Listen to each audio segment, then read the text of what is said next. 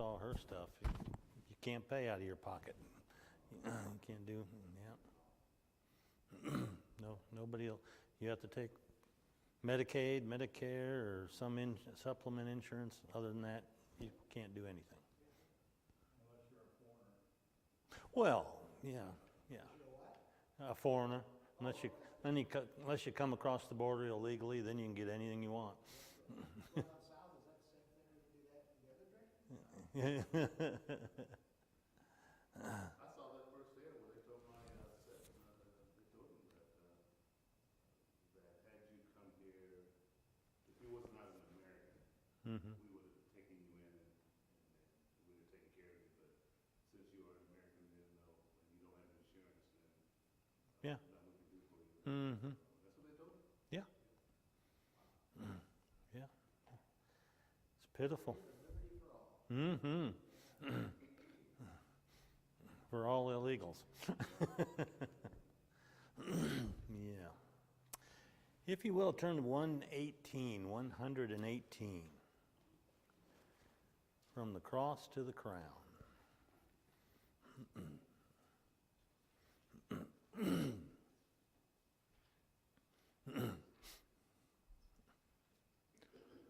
Look away from the cross to the glittering crown. From your cares, weary one, look away. There's a home for the soul where no sorrow can come, and where pleasures will never decay. Look away from the cross to the glittering crown. Look away from the cross to the glittering crown. Mid the conflicts and battles, the struggles and strife, bravely onward your journey pursue. Look away from the cross to the glittering crown that's awaiting in heaven for you. Look away from the cross to the glittering crown. Look away from the cross to the glittering crown. I haven't sung it in a long time. Yeah. Well, can't say you didn't learn anything new tonight. Well, Dennis, you start us off toward a prayer. Holy and righteous Father, we bow before your presence, thanking you for the beautiful day that you've granted to us, for the good things that you've brought our way, Father, for the portion of health that we have. We pray, Father, for all those, Lord, that are sick and afflicted, recovering and bereaved, Father. We pray that you be with us now as we enter into this Bible study. Help us that our minds might be open and receptive to your truths. Help us that what we learned in the past might be made clearer, that we might be able to remember your truths, Father, as we go day by day and draw upon your truths, that our life might be directed by your written word. We thank you for Jesus and his sacrifice at Calvary in Jesus' name. Amen.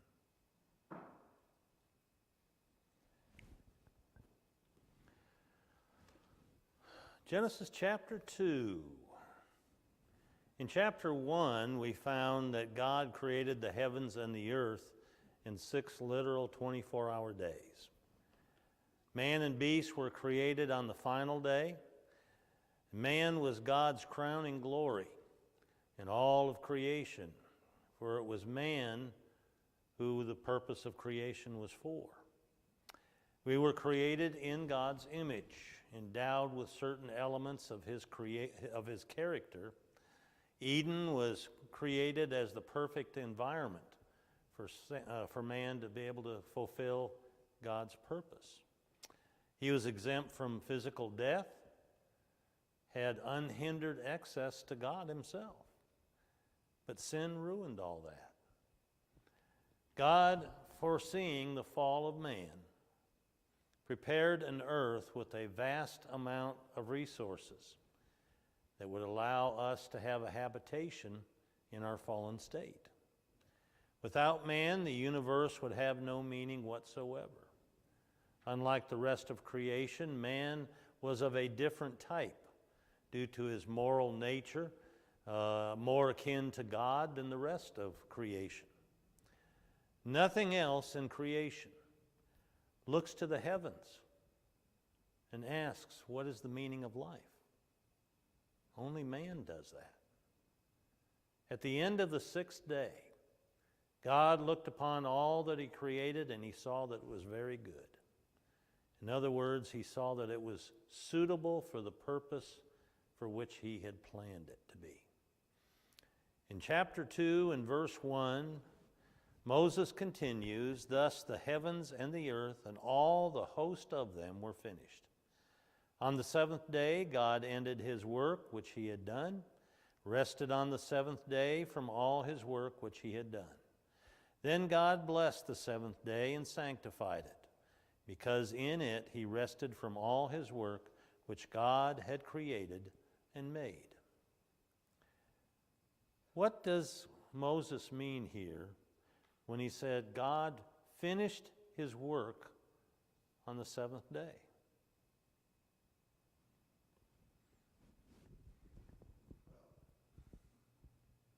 And on the seventh day, up until 11:59 on the sixth day, or if you want to use that as a time. Okay. That tells us that he stopped. Of course, I know you're going to ask the next question, did he rest? Well, no, the Hebrew word basically means stopped creating.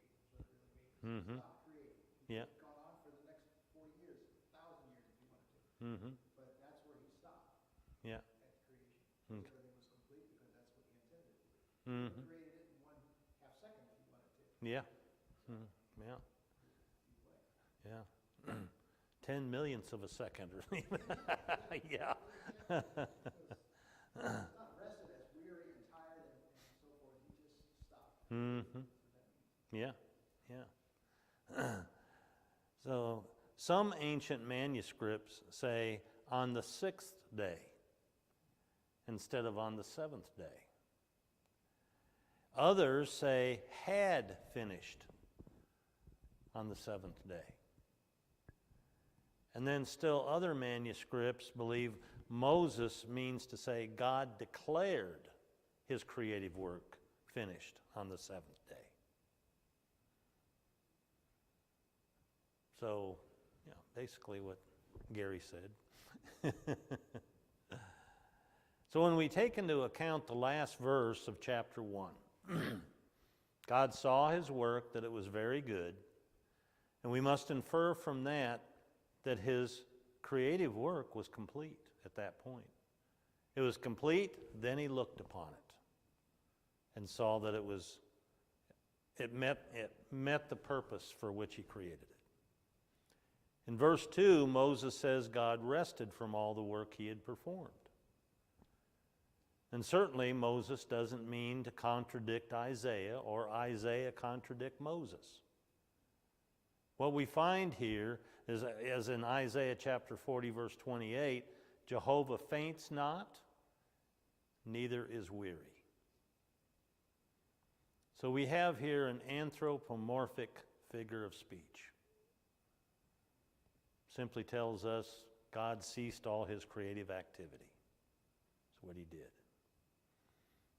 Having created time and space and all that is found within it, God became transitive in his existence, where he was once only in his timeless state. He had completed all that he had planned in eternity to create, looked upon it, and it was very good. With man placed in Eden to keep it and dress it, God continued to work out his plan of redemption for man. Notice chapter 1, verse 5. The evening and the morning were the first day. Verse 8. The evening and the morning were the second day. Verse 13. The evening and the morning were the third day. Verse 19, the evening and the morning were the fourth day. Verse 23, the evening and the morning were the fifth day. And verse 31, the evening and the morning were the sixth day. Nowhere does it say the evening and the morning was the seventh day.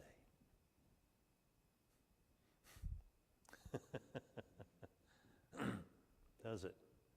It just simply opens with, on the seventh day, God ended his work, blessed it and sanctified it. Well, one other thing. Yeah, go ahead. One other thing is chapter 1 is written chronologically. Mm-hmm. Chapter 2 is written topically. Mm-hmm. In other words, they're both recounting creation, Mm-hmm. but it's in different formats. Chapter 1 is dealing with first day, second day, third day.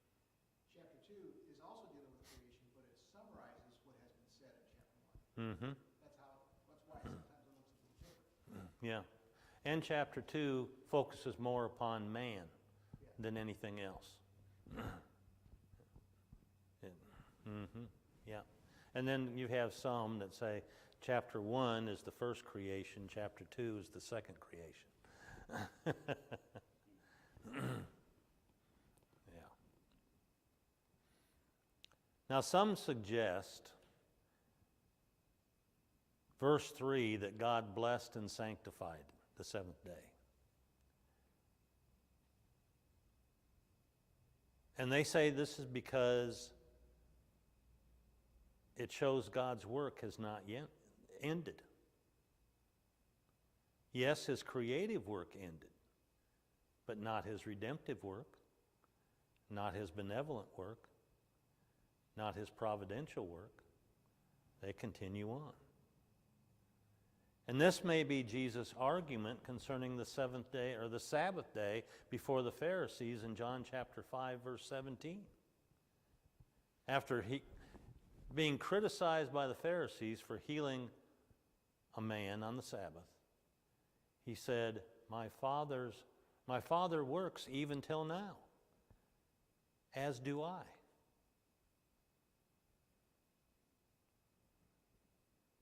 So could Jesus be saying to what the Pharisees say, you Pharisees are criticizing me for doing a work of benevolence on your so-called 24-hour Sabbath day, while my Father has been working since the very beginning and continues to work, continues to be benevolent, and you have a problem with that? Now, this is something Sabbath keepers today have not really considered any more than the Jews did. This is where Sabbath keepers misunderstand or refuse to understand the truth of what Moses is saying here. You know, they're not maintaining the context. Context being, who's the author of Genesis? Moses. Moses is the author. When did he write it? 3,000 years ago? 3,000 years ago? Yeah, it's about 1,500 years from the creation. Yeah. After all this happened. He wrote it centuries after all this happened. So he's writing it from his perspective, centuries later, for the Jews, for that to help them understand. But Sabbath keepers today, while agreeing that Moses wrote it, refuse to understand that he's using a prolipsis here. And what's a prolipsis? It's one of them, it's a fancy word.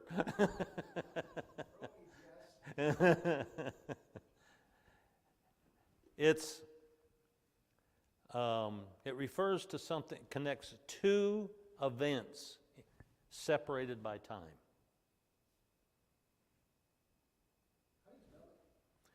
Pro,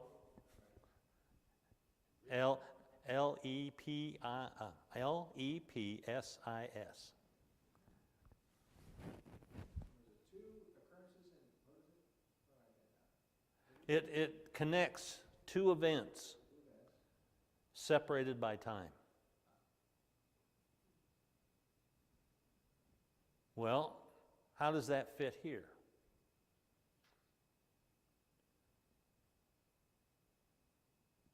Verse 3, Moses is speaking of the very time God rested from his creative activity.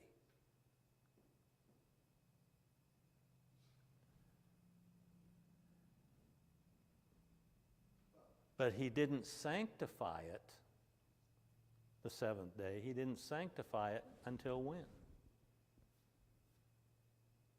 Until Mount Sinai, centuries later. So there you have the blessing at this time after the creation. You have the sanctification centuries later. Two different events separated by time. I read that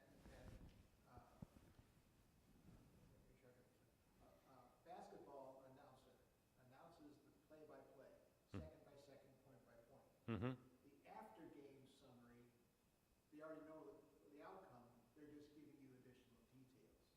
That's what's Yeah. happening between chapter 1 and chapter 2. Yeah. It's like a play-by-play in the first chapter. Mhm. The second chapter is Yeah. a summary of what just occurred. Yeah, yeah. With a few more details into it. Yeah, exactly. After game show, after show production. Mm-hmm. Yeah, exactly. Exactly.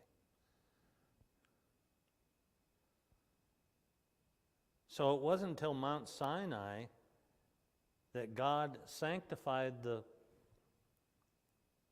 Sabbath with the Jews, instituted the Jewish Sabbath. He didn't institute the entire world Sabbath.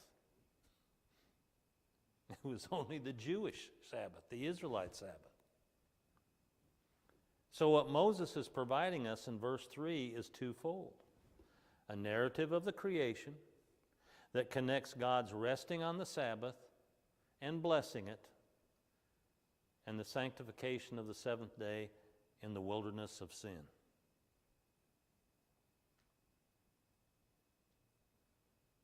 Centuries later.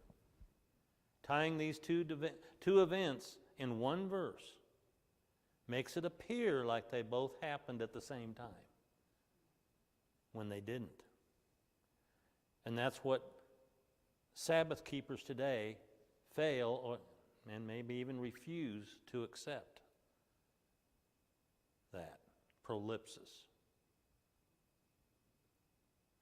Moses' purpose for writing with the prolipsis, maintaining the context, is to teach the Jewish people where the idea of the Sabbath came from.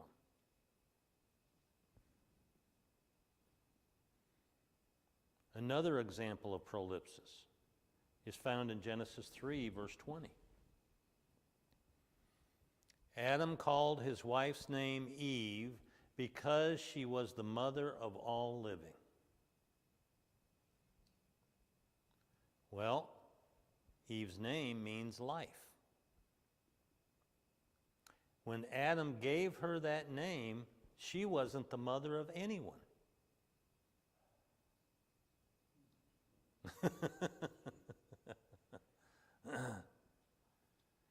But Moses wrote this to the Jewish people of his day, centuries later.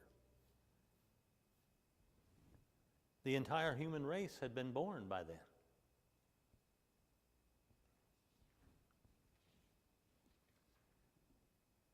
Moses is showing the Jewish people that Adam used prophetic insight when he named his wife.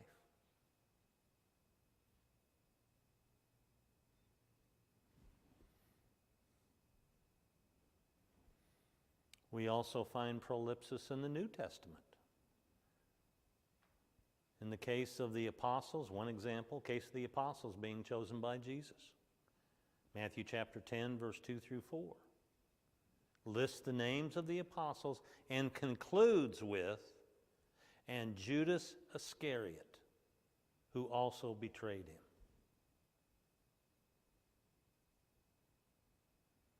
Well, Judas Iscariot was chosen as an apostle at that point, but he hadn't betrayed him yet. That wouldn't happen for 3 years.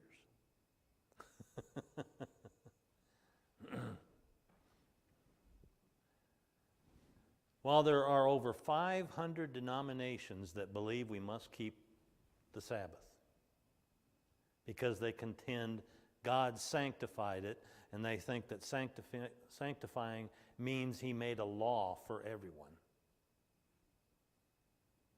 That's not what that means. Even Alexander Campbell held that view.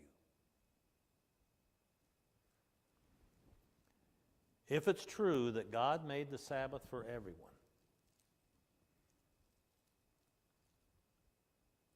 on the seventh day, by sanctifying it, for every generation, then why do we not find it observed by anyone until the Israelites in the wilderness of sin? Exodus chapter 16. Isn't it strange that if the Sabbath observance was something required to be obeyed by everyone since the beginning, then why does Moses have to explain to them what it is? I mean, that should have been bred into them, should have been taught to them. They should have been part of that when they're growing up.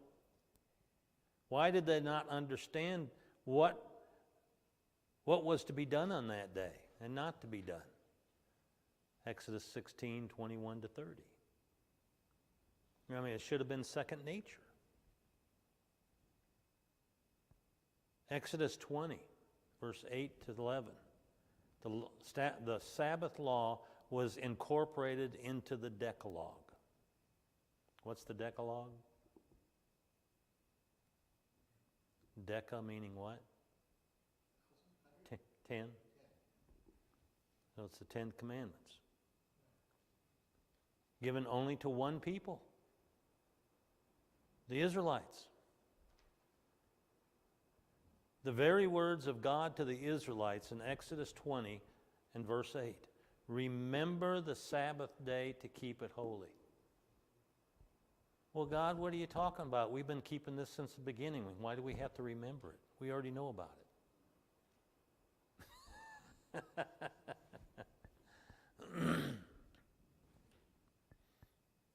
Now, someone might argue they have to remember it because they forgot about it when they were in Egyptian bondage. Egyptians wouldn't allow them to observe it. And we could argue, well, why not? If it was a universal command, the Egyptians should have been keeping it too. But then after the older generation of Israelites died off in the wilderness for their sin of disobedience, Moses gives the law to the younger generation about to enter the promised land. Deuteronomy chapter 5, verse 4 to 22. He repeats the 10 Commandments to them, which includes their remembering the Sabbath to keep it holy. Verse 1 through 3, he states expressly that God did not make this covenant with your fathers. He didn't tell them to remember the Sabbath day and keep it. The patriarchs, Abraham, Isaac, Jacob, and so on. Only to that generation of people at Mount Sinai did God make that covenant with. Then in verse 12 to 15, Moses tells the Israelites that the seventh day observance of the Sabbath was given by divine ordinance to be observed by the children of Israel. Why? Why did Moses tell them that? Because the purpose of them keeping it was to be a memorial of their deliverance from Egyptian bondage. Nehemiah 9, verse 13 and 14. Which is why we find no mention of it in the book of Genesis, of anyone observing the Sabbath day, including Adam.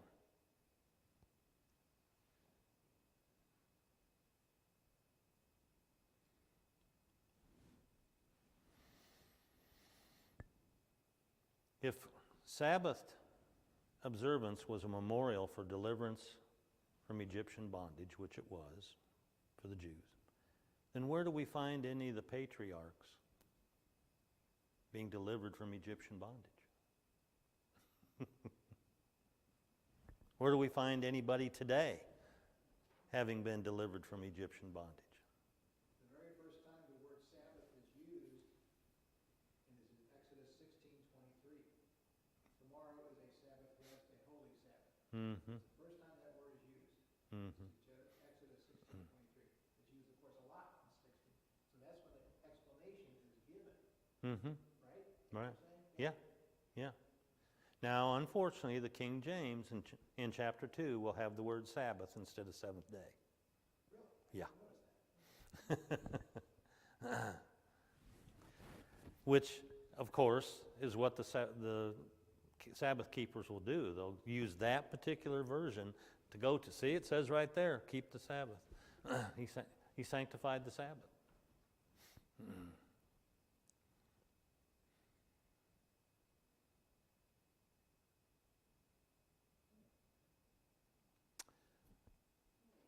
So observance of the seventh day was a sign between Yahweh and Israel.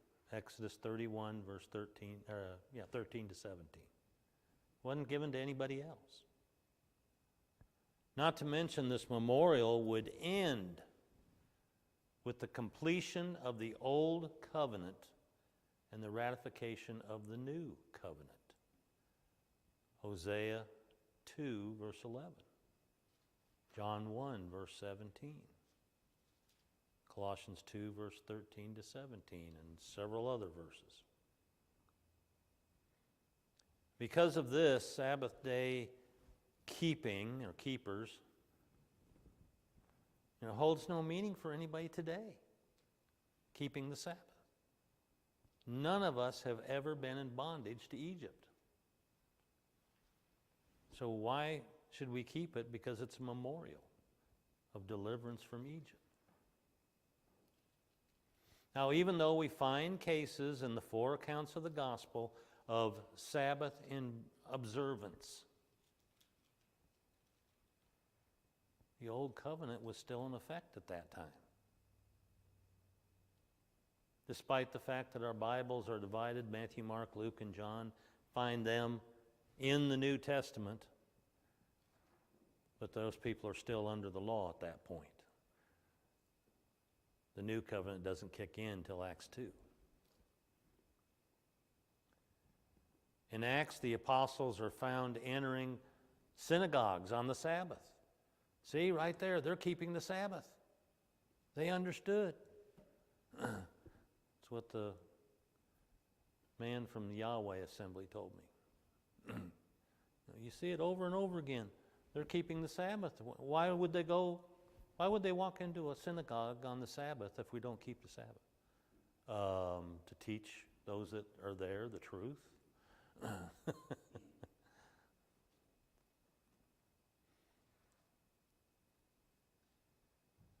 Since Acts chapter 2, when the church was established, Christians have been meeting every first day of the week, Sunday, not Saturday.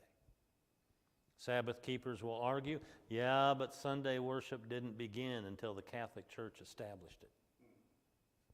It was always Sabbath keeping before that. Well, I'm sorry, but they give the Catholic Church too much credit.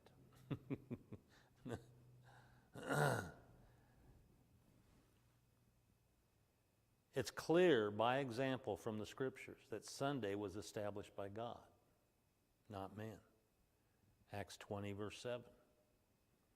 1 Corinthians 16:1. Luke 24:1. Mark 16:9. Matthew 28:1. And it's implied, don't have to necessarily say the first day of the week, but it's implied in other verses. The first day of the week, Sunday, the Lord's Day, is our memorial. It's a memorial of spiritual Israel's deliverance. Galatians 3:29. We are spiritual Israel. We're spiritual Jews. So what we find with the first 2 chapters of Genesis is a record by Moses of the creation account. As Gary pointed out, the first chapter is a quick overview, chronological order of the creation of heavens and earth. Chapter 2 is a recounting, but the main focus is on humanity, his purpose for having been created, as well as we find the establishment of the institution of marriage in chapter 2, which Jesus refers to in Matthew chapter 19, as it has been since the beginning. Only Genesis provides us with an absolute first cause of everything, Elohim. Genesis chapter 1, verse 1 to 28. There are many creation accounts in the world by various people over the centuries, but none of them is fashioned in the way that the book of Genesis is fashioned. Most are filled with polytheistic accounts of their deities, where Genesis provides us with an account of the universe as a whole, created by one God with one specific purpose: to provide man the perfect environment to prepare him for eternity. Where the other accounts give such ideas as various deities fighting against one another, throwing cosmic dust and matter at each other, which eventually turn into stars and planets, such things like that. But instead, we find a valid account of one God purposely creating each element of the universe, finally creating man in his image. And what makes Genesis even more credible to other accounts is its scientific precision. At a time when science really wasn't a thing among men. And even today, scientists can't, they have a hard time answering the way the creation account is, because it's completely backward from what evolution says. Many of the isms in the world tried desperately to explain our existence while doing a poor job at it. Atheism, of course, literally means no God. They tell us the universe is a product of chance, of unanticipated concourses of atoms bombarding a newly formed universe until the sun finally was formed, and then all planets came out of the sun. Agnosticism, meaning without knowledge. And these are people really don't hold any convictions whatsoever. You ask them a question, they say, I just don't know. Pantheism, meaning all is God. Identifies God with the world, nature, the universe as a whole. And pantheism, of course, is the Force of Star Wars. May the Force be with you. And this view tries to say God is eternal, while at the same time shuts him into a finite existence. Because when taken to the extreme, if the universe ceases to exist, God ceases to exist with pantheism. Deism, a view that says God exists, but he withdrew himself from his creation after he got done. Won't have anything to do with it. Everything's up to us. And this view, of course, then rejects providence. It rejects prayer, redemption, resurrection. By this, Go. Yeah. Yeah.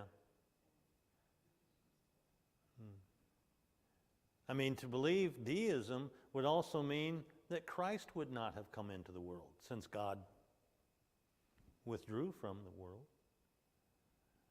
Materialism, all human experiences come from matter and motion. Then you have dualism, theory of two eternal self-existent principles, mind and matter. And this is a theory of extrasensory perception, which basically is a continuation of materialism. Emanationism, theory in which the universe is the product of successive emanations from the being of God, from the one, from the unity, they call it. And this theory, of course, denies the transcendence of God, which then, of course, leads to pantheism. Naturalism. This is the religion of atheists, agnostics, skeptics, evolutionists, who prefer to be known as naturalists. Basically, it's the denial of supernaturalism, of miracles. Humanism, another facade behind which atheists and agnostics like to hide. This theory is steeped in extreme pessimism, that man is his own God.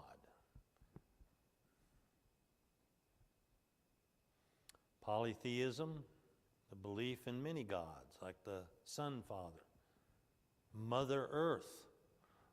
I guess this would be the religion of climate change and all that then too. Monotheism, of course, the belief in one God. This is one of the difficulties, however, of the Israelites in understanding that there's only one God, but there's one God with three personages. Getting their head wrapped around that, which it's hard for us to understand ourselves. But that may be their cause of following other gods because of that.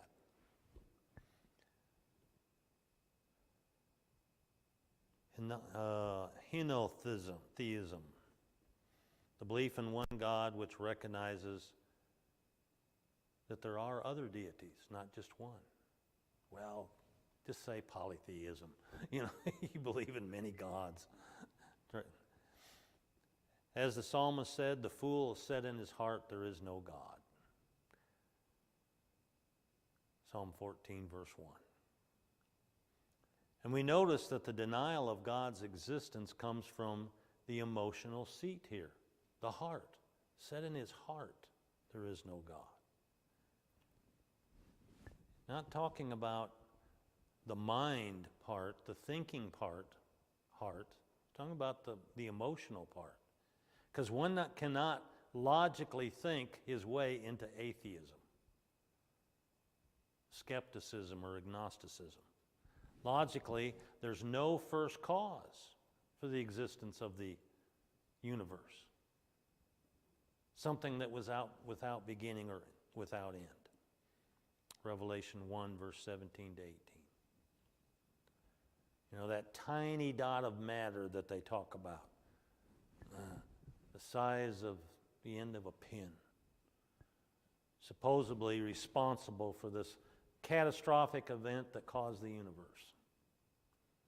Must have either, it had to exist eternally, or it had to have been put there by someone. Well, they won't give that. They won't answer that. Those are the only two choices. Christianity understands, according to science, that there must be a first eternal cause for the universe. Since non-intelligent matter could not be eternal, could not do anything, create all that we have, the first cause had to have been God. When Russia sent up their first astronaut into space, he came back and he said, as my rocket went up into the air, I looked throughout the stratosphere, I looked through the stretches of celestial space. I couldn't find God anywhere. Well, he may have had eyes, but he failed to see, because God was right in front of him the entire time. The psalmist said, the heavens declare his glory. Psalm 19:1. God created the heavens and the earth, a universe of order, not the chaos that we would have from the Big Bang. Everywhere in the universe, the basic elements are found. In everything, from man to stars to planets to gases, many of the same elements. The laws of nature were created by God in the beginning, and they act the same way then as they act now. They didn't change like evolutionists want us to think. 2 atoms of hydrogen, when united to 1 atom of oxygen, form a molecule called what? Water, H2O. Yeah. Water is found in 3 forms, isn't it? Liquid, solid, vapor. Yeah. Science will not give us a reason as to why that's the case. But I can answer it, because that's the way God created it. As he did all scientific laws that we take for granted every day. The atheist who has said in his irrational heart that there is no God would have us believe that man invented God. But where did we get the idea? If we invented God, where did we get the idea for a God, for a superintelligence? Where'd it come from? And if God invented, if man invented God, man would have made man superior over God. They would not Well, want something better than him. Just like the humanists do now. Yeah. Nothing should be better than us. Yeah, that's right. That's right. So there could be nothing that would give man the slightest notion of a supreme being if we were here by chance. The same is true of love, truth, sin, goodness. All part of a vocabulary that came about because of the existence of God, the first cause of the universe, the first cause of truth, love, goodness, mercy. Any questions?